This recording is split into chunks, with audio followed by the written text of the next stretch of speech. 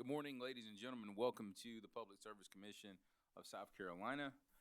In our hearing of Dominion Energy South Carolina Incorporated establishment of a solar choice metering tariff pursuant to South Carolina Code annotated section 58-40-20.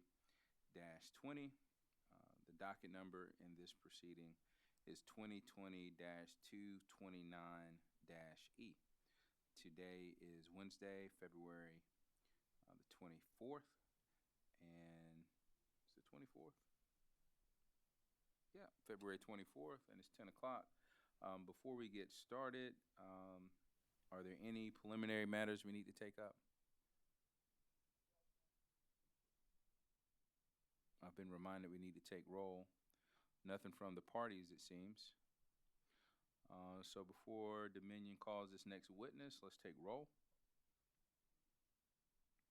Present here in the hearing room are Commissioners Powers, Thomas, Caston, Vice Chair Belzer, and Chairman Williams. Joining us virtually are Commissioners Williams and Urban. All right.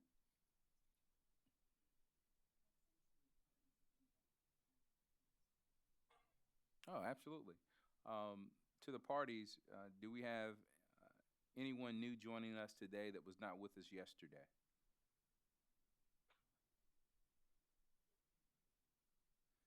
I will take that as a no. All right. Dominion, please call your next witness.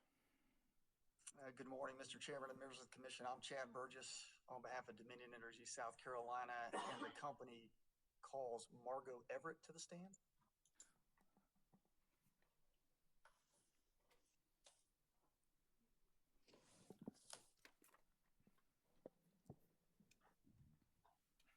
Ms. Everett, if you would raise your right hand, please.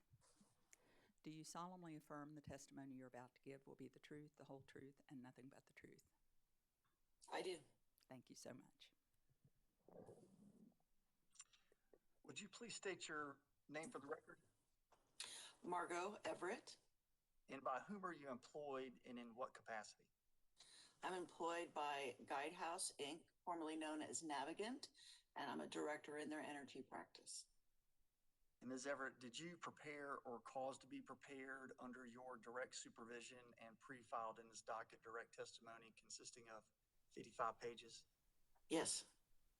Are there any changes or corrections that you would like to make to your direct testimony? Yes, I have one change. On page... That's all right. Would you please direct the commission and the parties to the page number and the line number where that change is required? Yes, it's page 40, row 5, line number 5.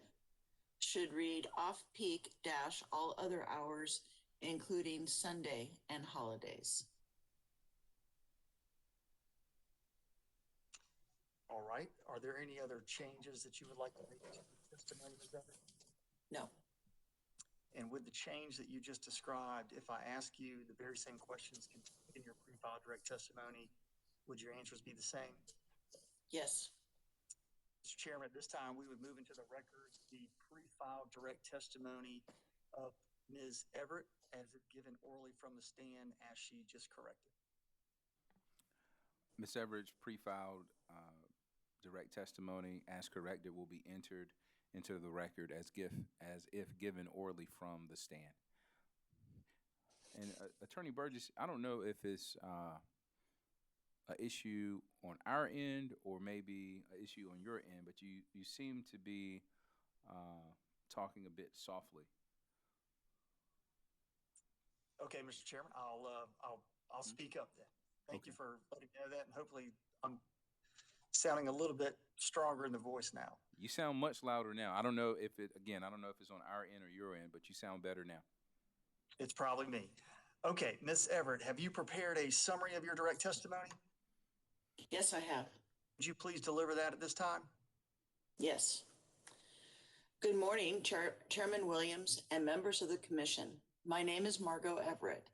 I provided direct testimony in this docket on behalf of Dominion Energy South Carolina Incorporated on December 15th, 2020, and I respectfully request to provide the commission with this summary of the same. I serve as a director for Guidehouse, formerly Navigant Consulting, Inc., The purpose of my direct testimony is to explain the structure of DESC's current net energy metering tariff and present the details and design of DESC's new solar choice tariffs. By way of background, I also presented testimony on behalf of DESC in the generic docket established by this commission to investigate the costs and benefits of the current NEM programs in docket number 2019-182-E. My analysis in that docket revealed that a measurable cost shift arises to non-participants under the current NEM programs. This analysis played a key role in DESC's development of the new solar choice tariff, which focuses upon three main goals. The first was compliance with the plain language of Act 62 by eliminating cost shift to the greatest extent practicable while permitting consumption of behind-the-meter energy without penalty.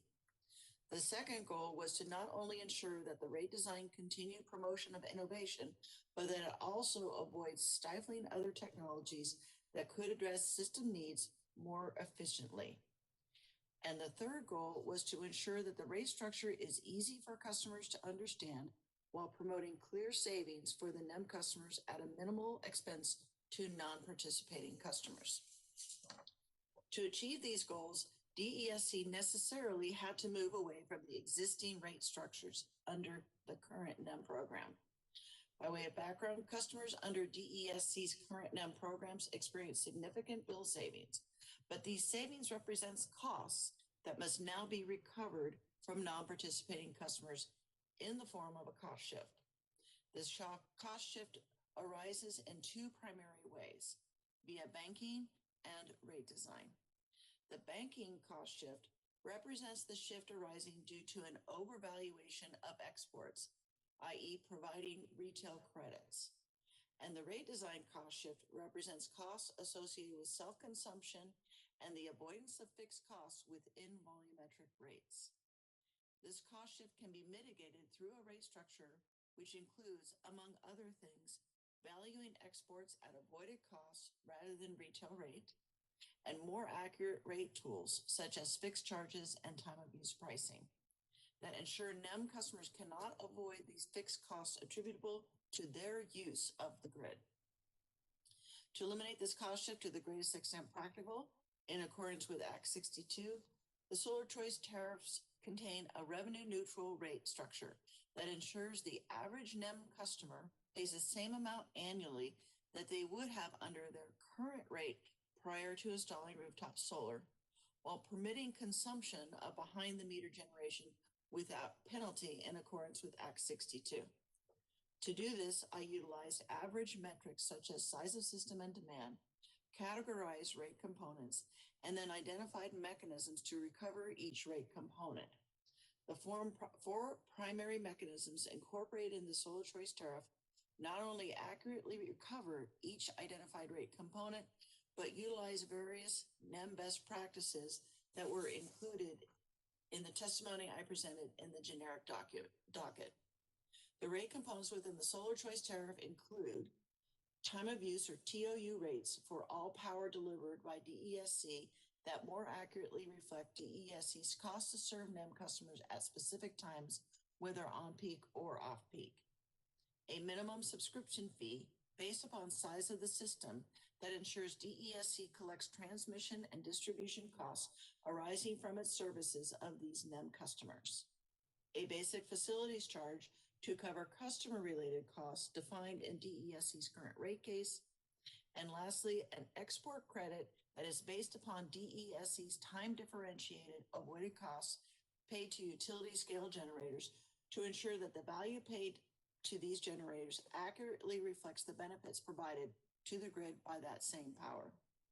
Together, these rate components comply with the plain language of Act 62, with substantially reducing cost shift while ensuring that customer generators are not penalizing for consuming energy behind the meter by allowing a one-for-one offset. However, it's important to note that the components within these tariffs are intricately connected, which means that altering even one component in isolation would necessarily impact the other components. As it stands, DESC is confident that these tariffs not only provide a fair opportunity to participate in NEM, but also address the language of Act 62. This concludes the summary of my direct testimony. Thank you, Mr. Everett. Did you also prepare under your direct supervision and pre-filed in this docket rebuttal testimony consisting of 39 pages? Yes, I did. Are there any changes or corrections that you would like to make to your rebuttal testimony? No. If I ask you all the questions contained in your pre-filed rebuttal testimony, would your answers be the same? Yes. Mr. Chairman, at this time, we would move into the record the pre-filed rebuttal testimony of Ms. Everett as if given orally from the stand. The pre-filed rebuttal testimony of Ms. Everett will be entered into the record as if given orally from the stand. Thank you, Mr. Chairman. Ms. Everett, have you prepared a summary of your rebuttal testimony? Yes, I have. Would you please deliver that at this time? Yes. In my rebuttal testimony, I addressed several issues raised by various parties related to the rate design of the solar choice tariffs, including the cost basis and interplay of the rate components. Initially, it is important to understand that in evaluating the cost to serve NEM customers, both embedded and marginal cost of service studies can be beneficial. An embedded cost of service study examines historical costs, while a marginal cost of service study focuses on future costs, meaning that incremental costs of supplying or delivering energy to the customer. Both types of studies were used in developing the solar choice tariffs to determine not only whether current NEM customers are paying their fair share of costs, but also whether these same customers would pay their fair share under the solar choice tariff going forward. The results of these studies indicate that the cost to serve NEM customers is reduced by the value of the generation they simultaneously consume, but not by the value of exported energy, which simply represents an added benefit to NEM customers. As system size goes up, the benefit to DESC arising from self-consumption will typically go up, but it also typically increases the customer's use of DESC's system, given that exports will increase. This highlights the importance of accurately valuing these exports, which DESC proposes to value at commission-approved avoided cost values. Although Witness Barnes argues that this avoided cost rate does not accurately reflect the benefits provided by this power, that is simply not true. These avoided costs have already been approved by the Commission as an accurate assessment of solar power because they are already used by DESC to purchase solar power from utility-scale generators under PURPA. Witness Barnes also takes issue with my characterization of NEM best practices in the generic docket. However, the North Carolina Clean Energy Technology Center published a report just last month that supports my characterization of things like TOU rates and fixed charges as NEM best practices that can also alleviate the cost shift cautioned against by Act 62. Even though DESC incorporated various of these best practices in the solar choice tariffs, Witness Barnes and Witness Beach proposed changes to the basic facilities charge within the solar choice tariff. These proposals ignore the reality that these rates must be tied to cost causation. Simply adjusting the value of the BSC, for example, doesn't mean that these costs to serve these customers simply decrease. Rather, they still exist, and DESC must somehow recover those costs. Adjusting these tariffs by selectively modifying a value or substituting in other rate components would lead to improper cost recovery, incorrect price signals, and an increase in cost shifting. I illustrate this with a very simple example of how even just reducing the subscription fee and hoping to recover that reduction via minimum bill in the tariff has the potential to dramatically increase the cost shift, something cautioned against by the plain language of Act 62. Witness Barnes goes on to describe the basic facilities charge as some sort of penalty on customers' consumption of behind-the-meter generation, which is a mischaracterization of the way in which the rate actually works. The rate is tied to the customer's usage of DESC's system and not consumption of self-generated power. For example, the BFC does not increase based upon how much energy is consumed behind the meter. Instead, it is reflective of costs related to DESC's energy delivery and other costs incurred serving these customers, such as meters and billing. The subscription fee is similarly based in cost causation principles because it is tied to the size of the customer generator system, which corresponds to the demands placed upon the T&D assets required to not only accommodate the customer's load, but also the exports arising from their system. Without the BFC and the subscription fee set at these levels, the tariffs would result in an under-recovery of costs and continue the cost shifting arising under the current NEM program. Witness Barnes further attempts to attack the rate design by making selective comparisons to a rate design utilized in Arizona. However, I provided a comprehensive, detailed breakdown of the rates in Arizona cited by Witness Barnes and show that actually bill savings to NEM customers under both rates is essentially the same, which is dramatically different from the picture painted by Witness Barnes. As for the TOU rates and the solar choice tariffs, several witnesses have suggested that customers should have access to a year's worth of granular usage data prior to even the implementation of a TOU tariff. This is a request that I simply have never seen on this type of optional TOU rate, and it particularly at odds given that existing NEM customers can take service under their current tariffs until at least 2025.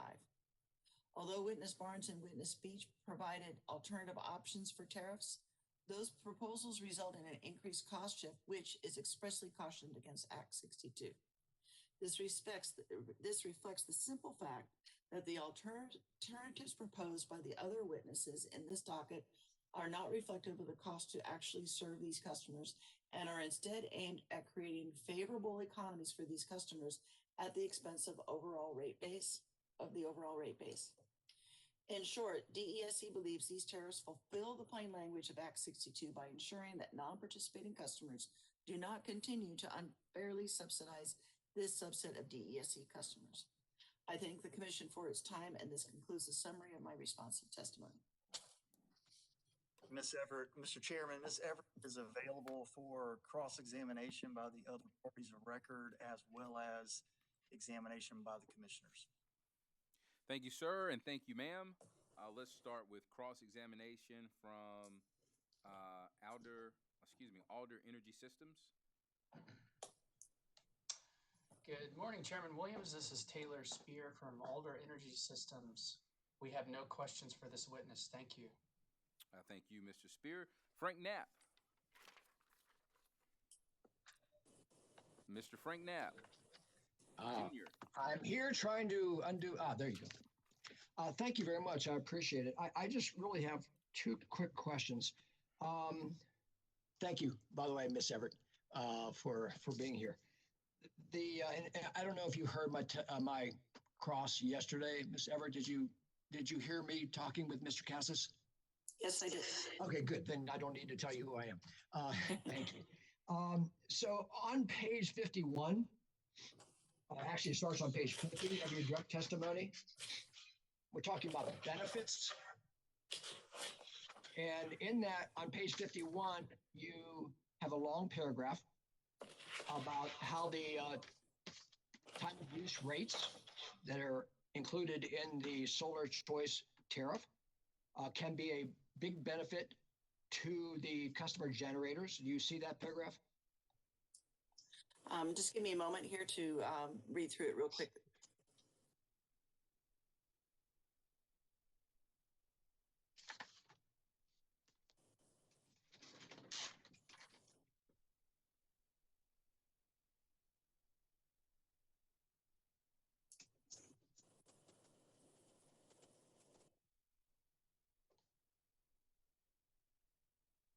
Yes, I'm. Okay, and I don't know if the commissioners have had a chance to look at it, but essentially it's saying customer generators can create additional value under these TOU rates, additional value options by encouraging adoption of emerging technologies such as storage, advancing innovation, and adoption of these promising technologies. Specifically, the vast majority of the kilowatt hours exported are during the off-peak power, given the timing of generation and level of customers' consumption during the peak periods. If a customer is able to use storage to save energy from their system created during the off-peak period and use that during the peak period, customers can save between 12 and 14 cents a kilowatt hour, essentially offsetting all peak energy with solar production with storage. And you go on. That's about that's another benefit of the time of use rates. Can I go out as the owner of a couple solar installations? Are these battery storages available for small businesses right now? I'm not an expert on the storage market penetration in South Carolina, but generally speaking, yes, there are battery storage options available to customers. And do you know how much that would cost me to? I'm hearing a lot of echo now.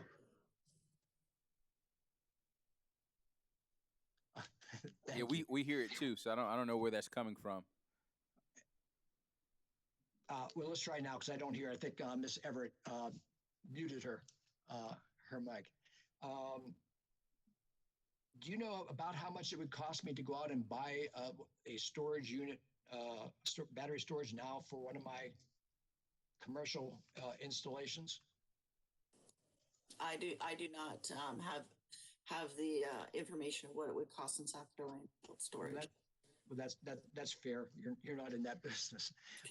However, I did call the company that installed my unit several years ago, and they said on average it would cost about 75% of the solar installation cost. You have no reason to question that figure, do you? No. Okay, so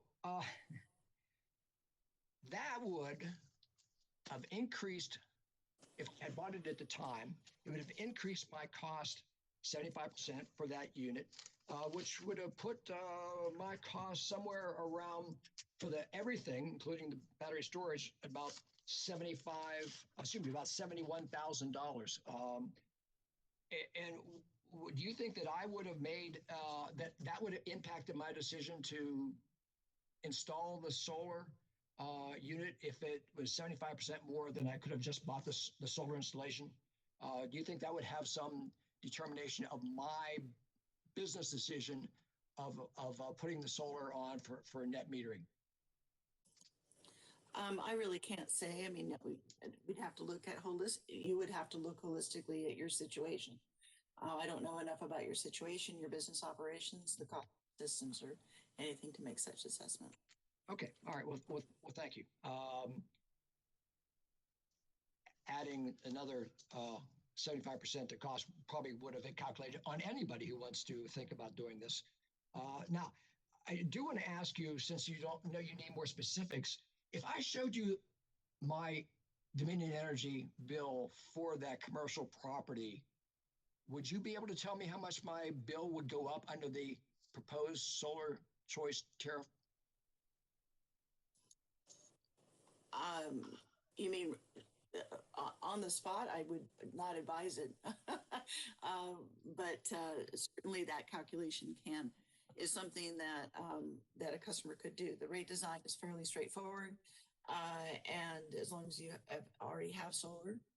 I will remind you that if you have an existing solar program, you would not be impacted by this rate until such time as your grandfathered NEM rate expires, which is probably either in 2025 or 2029. Right. No, I appreciate that, not having that impact right away. But am I correct in saying if I had a copy of my bill from Dominion that showed my utilization and how much generation I was doing and maybe putting on the grid any excess, I would be able then to look at your proposal for the solar choice tariff and actually calculate how much more it's going to cost me each month? I do not know what rate you are on.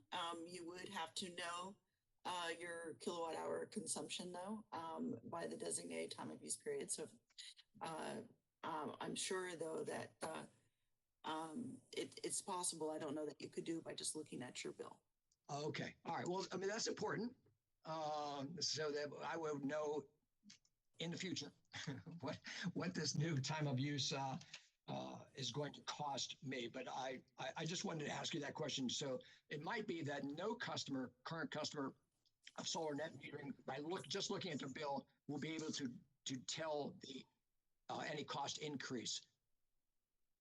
Well, again, receiving a cost increase when this tariff gets adopted, it'll be approximately 5 to 9 years from that point in time.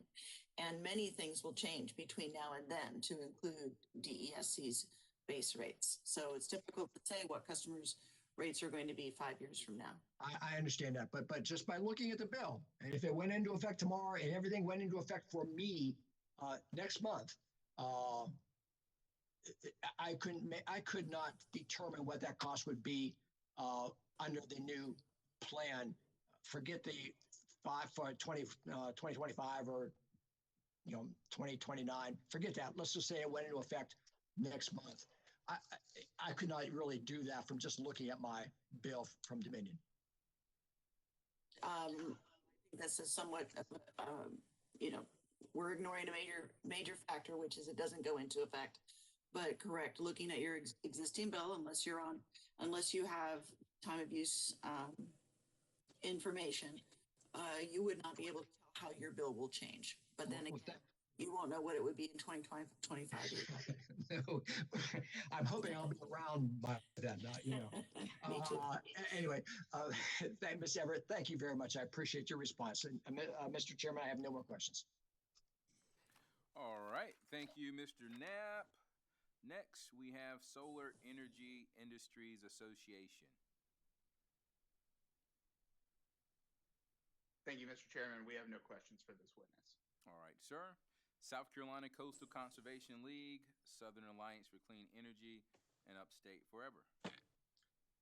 Good morning. Thank you, Chair Williams. This is David Neal. Ms. Everett, can you hear me all right? Yes, I can. Great. I know it's early. Thanks for joining us. I want to start with just a basic question. You would agree that there are many variations in the utility's cost to serve any individual customer, even within the same class, correct? That's correct. So, for example, if one residential customer is a block from the feeder and another customer is 10 miles away, it's going to cost the utility a different amount to serve those two customers just in terms of distribution grid assets, correct? Correct. And, or if you looked at customers who lived in a small apartment in a multi-unit building, they might share a transformer or have less poles and wires than are required to serve an individual customer in a subdivision on individual lots, correct? Correct. And in average rate making, though, we just look at the class as a whole and set rates for the average customer, not on each individual customer's particular circumstances, correct? Correct. Although the classes are structured in such a way as to try to make sure that the customers within the class have similar profiles and cost of service demands as their related class participants, for example. Certainly, but you would agree that it could be that even within the residential class, that if we looked at them separately, we might see that they are subsidizing the customers that are in larger houses on detached lots out in spread out suburbia. I don't know that I would make that broad of a characterization. I think that they're definite. Yeah, I think it's true to say that rates for the residential class specifically are based off of the average load profile of a customer class. But remember that costs are allocated to the residential class based off of their use of the system. So generally speaking, the costs are reflective, but although they are indeed based off of averages. And you would also agree that when a utility like Dominion comes in for a general rate case, they look at a test year. And in fact, I think the still pending Dominion rate case looked at 2019 as the test year. Is that right? Correct. And you would agree that however many residential customers had solar in 2019, that there's a good chance that those particular residential customers contributed more than the average residential customer to reducing the system peak in July of 2019 and in that 4-hour coincident peak period that Dominion uses for allocating generation and transmission costs, correct? I would not characterize it that way. I'm going to apologize. My cat is howling in the background. But, that's all right. Going to try to testify for it, I guess. But I don't. There's no evidence that there is significant reductions as you characterized it. I would also add that Dominion's DESC service territory is both a winter and a summer peaking service territory. And as witness cases said yesterday, it's about over the last 10 years, it's been about 50-50, whether the peak happens in the morning or in the winter or the evening or the afternoon in the summer. So while it may be true that these customers in the summertime are able to use electricity from their systems to reduce the energy that they consume on site. In the winter, this is simply not true. I mean, the peak is happening at 5 o'clock in the morning. I think this morning it was quite chilly in North Carolina or in South Carolina, excuse me. And these customers at 5 o'clock were turning on their heat, and even though they had rooftop solar, they were relying on DESC system to meet that demand. And that's going to. Ms. Everett, I hate to cut you off, but can I just be clear about one thing? Yeah. The Mr. Chairman, this is Chad Burgess on behalf of Dominion Energy, and I do hate that you cut her off in the middle of a response. So if you would be so kind as to let her finish her statement, we'd appreciate that. I would, Mr. Burgess, with all due respect, my question was about the cost of service study by the company, which you will agree was based on I think July 18th summer day. And so I just wanted to direct her answer back to the question. Mr. Chairman, I would ask that you instruct Mr. Neal not to interrupt the witness when she responds to his question. If he doesn't like the answer that she's giving, he can rephrase or re-ask his question. I agree with you, Attorney Burgess. Please allow the witness to fully and completely answer the question. I'm not going to tell you how to try your case, but you just might need to ask some pointed, concise questions, maybe. Just a suggestion. Please proceed. Objection sustained. So to complete my thought, the point is that the cost to serve these customers is a function of their use of the system during peak times, and those peak times, as have been pointed out, are both in the summer and the winter. So can you please rephrase the question with respect specifically to cost of service? Specifically to Dominion Energy South Carolina's cost of service study that was presented to this commission in its pending rate case, it used a 4-hour summer coincident peak between the hours of 2 p.m. and 6 p.m. on the peak summer afternoon, which I believe was July 18th of 2019, to allocate generation and transmission costs. Isn't that correct? That is my understanding, yes. So my question was, solar customers in Dominion's territory did more than the average residential customer to reduce. They contributed less to that summer coincident peak on the summer afternoon between the hours of 2 p.m. and 6 p.m., correct? I have not seen any evidence to that fact, because remember what's happening is that summer peak is a specific day, and whether or not the solar production is happening on that specific peak day would have to be studied. And And so it's difficult for me to say because again, these solar systems, these customer generator systems are providing intermittent power, and therefore it is not clear that that power will be available at exactly that moment in time. So you did not look, Ms. Everett, to determine whether or not the residential solar customers in Dominion's territory contributed to a reduction in that summer coincident peak, did you? No, I did not. Thank you. On your direct, on page 18, and I will, if it helps, just pull that up. Just give me a moment.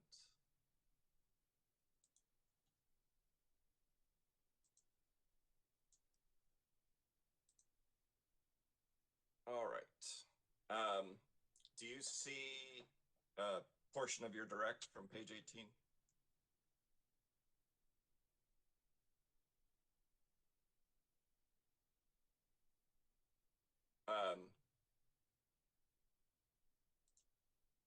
Here, I'm going to try that again.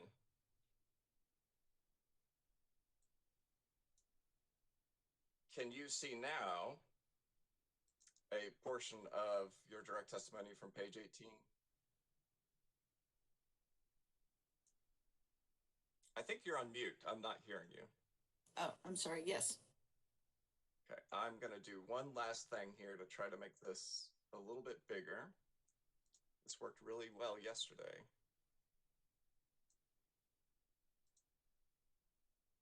All right, how is that actually did the opposite of what I wanted? Okay, now we're in business. You would agree that when you testified that current net energy metering savings are, quote, now being borne by non-participating customers of DESC. Are you here referring to the DER NEM incentive under Act 236 that is capped at $1 per month for residential customers?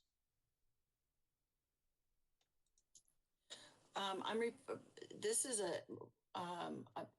the actual cost recovery of these rates is not something that I'm testifying to or am an expert on. What I'm referring to here is that there are cost shifts that result from the fact that NEM customers are able to reduce their bills by through the existing NEM program, and yet the bill savings that they are achieving are not equal to the reduction in costs by DESC. So there's this gap that results between what the bill savings are, the total amount that the NEM customers no longer pay, and the cost that DESC continues to incur.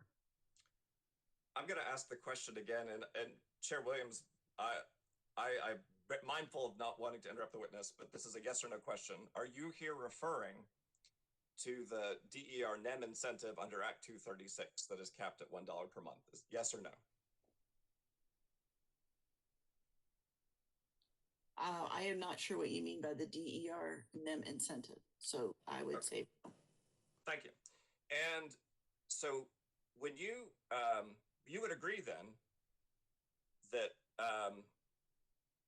since we're not talking about the DER NEM incentive that was a topic of much testimony yesterday, you would agree that when, let's say, Jane Doe puts solar panels on her roof, she is not causing the bills of any of her neighbors to go up at that moment, correct? At the moment she puts a kilowatt hour onto the grid? At the moment she installs solar panels on her roof, she is not causing the bills of any other Dominion customers to go up at that moment, correct? For that moment, yes, but eventually it will happen.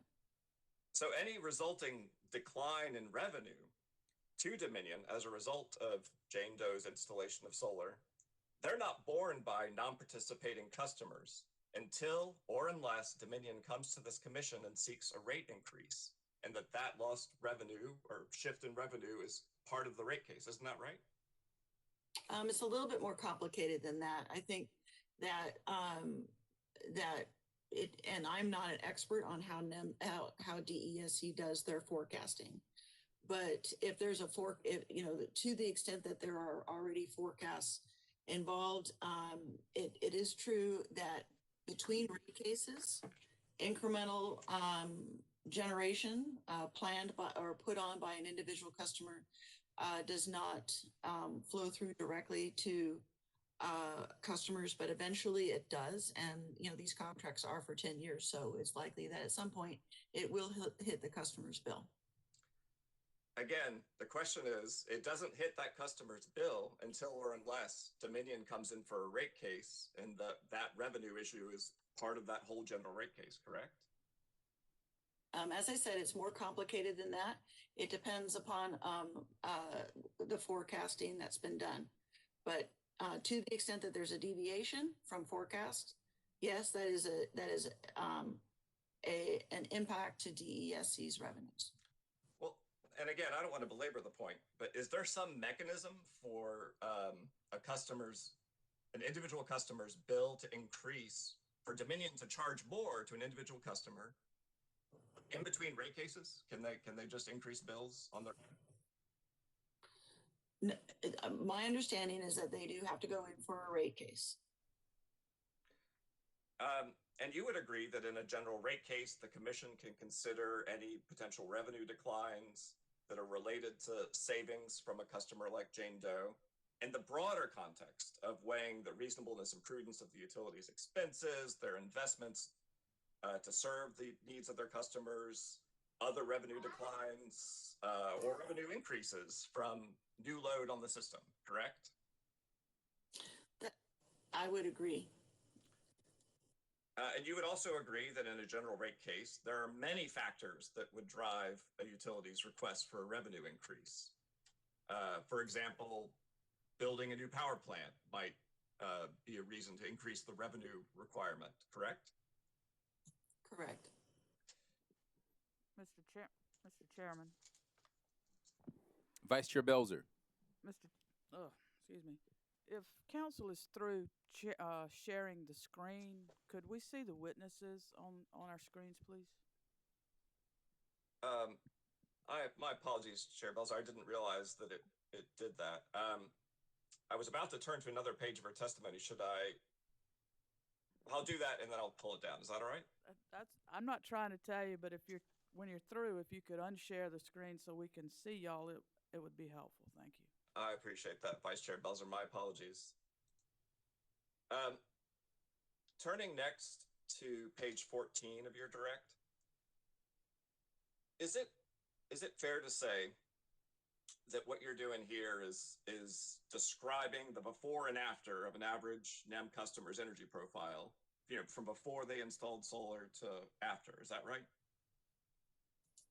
Correct. Under the current program, yes. Okay. Let me pull this down for a second.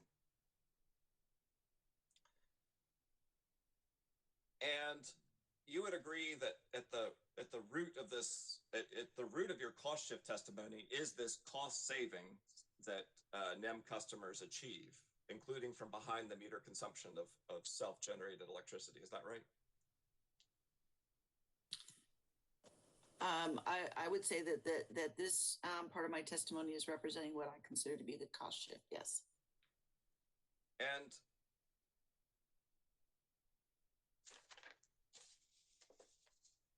let me just see if I can do this real fast.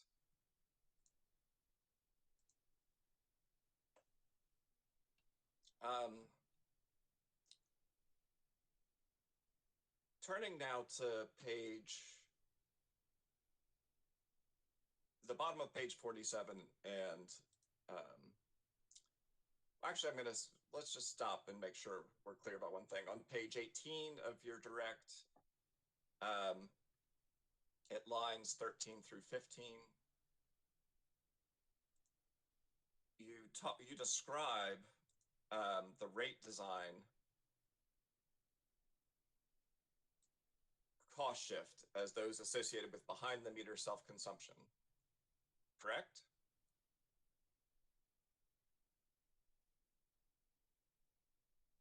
And I think you're on mute again, so I'm not hearing you. Yes, so we're back on page 18, correct? That's right. I jumped ahead of myself. Yeah. Yes. And so then turning to pages 47 and 48, when you're asked a question about whether or not a certain amount of cost shift is permissible, you say yes, and reiterate that Act 62 requires elimination of cost shift to the greatest extent practicable, which again is a word we're all going to be sick of by the end of this hearing. But then you say it is virtually impossible to eliminate a rate design cost shift because rates are always designed to be revenue neutral for the average customer who was on that rate prior to installing the system. Do you see where you testified to that? Yes. And so you would agree that you designed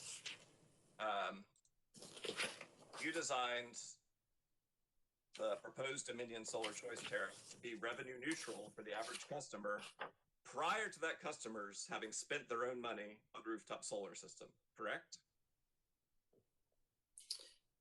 So just so that everybody, we're all on the same page, I believe we're on page 49 of my testimony. And you're referring to the answer starting on line 1. That's right. It's 48 and 49, not 47 Yeah. and 48. My apologies. Yeah. No, I just want to make sure that I'm on the right place. So I'm sorry, could you please repeat your question? Yes. So part of what you say there is that rates are always designed to be revenue neutral for the average customer who is on that rate prior to installing the system. So I just wanted to be real clear that the basic idea of your rate design was to find a way to collect something close to the same revenue that you collected from customers before they installed solar, with some offset for behind the meter consumption valued at avoided cost rates. Is that a fair summary? Yes, that's correct. And when you testified there that rates are always designed to be revenue neutral for average customers, I mean, that I have to note the use of the passive voice there. When you say are always designed, really what you're saying, it was Dominion's choice to design the rates that way in this case. Isn't that right? It is best practice to do revenue neutral rates. When you're looking at offering a rate for a customer within the same customer class, you are trying to make sure that if an average customer chooses between rate A or rate B, that the same amount of revenue is collected from that customer. Taking into account, as you noted, any modifications for behind the use metering in the case of these customers. Any benefit? And again, you measured that behind the meter consumption value based on avoided cost rates, correct? Correct. Attorney Neal? Yes. Sir, I hate to interrupt your cross-examination, but the commission has a business meeting scheduled to start at 11 a.m. And so we're going to recess until 12 o'clock. Thank you. No problem. We'll pick up where you left off. And again, we will come back at 12 o'clock. Thank you.